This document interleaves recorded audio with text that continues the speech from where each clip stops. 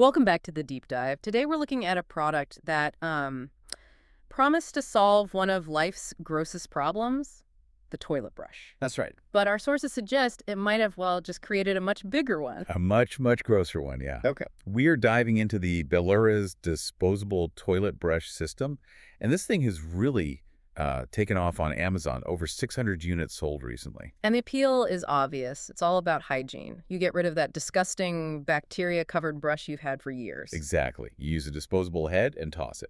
Clean and simple. So here's a central question our sources are raising. Does this system actually deliver on that promise?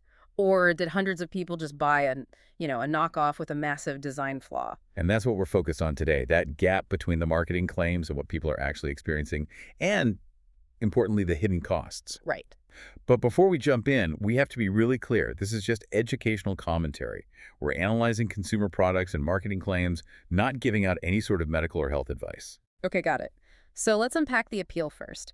The concept, I have to admit, it's pretty compelling. Oh, it is. You snap on a little sponge head that's preloaded with cleaner, you scrub, and then you just eject it right into the trash. Yeah. No mess. And the starter kit comes with 48 of those refill heads, so it feels like you're set for a long time. But this is where the user experience seems to diverge from the marketing. It's where it all falls apart. Literally. The single most consistent complaint we saw across the reviews Yeah. is that the sponge head just detaches. What, like mid-scrub? Mid-scrub, it just pops off and falls right into the toilet bowl. Okay. I mean, a few failures, you might expect that. But if hundreds of people are saying this, that sounds less like a bug and more like a fundamental flaw in the design. It's what the source calls a fatal flaw, and that feels right. And here's the real irony. Yeah. The whole point was better hygiene, right? To avoid touching gross stuff. But now, the product is literally forcing you to fish a bacteria-soaked sponge out of your own toilet. You're kidding. So you have to put on gloves and go in after it. Precisely. It turns the hygiene benefit into a much bigger hygiene problem. One source said it literally drops bacteria-soaked sponges into your toilet bowl.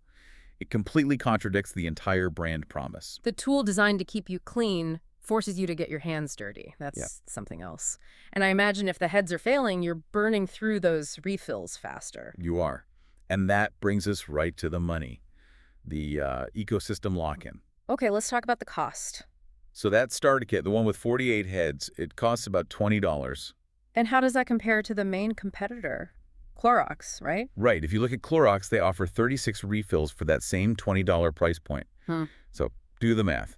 Baloriz is actually charging you more per head. For a product that doesn't stay on the handle. Exactly. A premium price for an attachment mechanism that fails. And I'm guessing you can't just buy the cheaper Clorox refills and use them on the Baloriz handle. That's the trap. Nope. Reviewers found that out the hard way.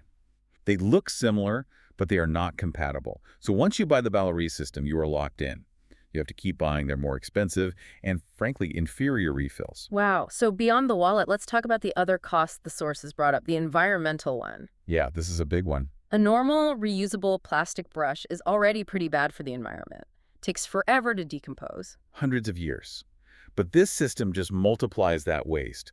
Instead of one piece of plastic waste every few years, you're creating 48 pieces of plastic and sponge waste with every single kit. 48 items going straight to a landfill. Straight to landfill. And when you compare that to, say, a reusable silicone or bamboo brush that can last for years, the environmental footprint is it's massively different. So let's sum up the verdict from the sources. It seems like you are paying more for a system that claims to be hygienic but has a fundamental flaw.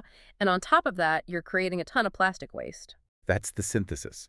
There's a huge, frustrating disconnect between the slick marketing of, ultimate convenience and the messy reality that consumers are actually documenting in these reviews. So for anyone listening, if that disposable idea still sounds good, the sources suggest maybe sticking with the original, the Clorox toilet wand.